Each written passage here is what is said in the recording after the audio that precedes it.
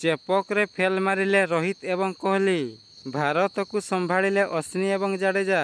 ବାଂଲାଦେଶ ବିପକ୍ଷ ଟେଷ୍ଟ ମ୍ୟାଚରେ ଶତକ ହାସଲ କଲେ ରବିଚନ୍ଦ୍ରନ ଅଶ୍ୱିନ୍ ଏବଂ ତାଙ୍କ ସାଥୀରେ 86 ରନ୍ କରି ଅପରାଜିତ ରହିଛନ୍ତି ରବୀନ୍ଦ୍ର ଜାଡେଜା।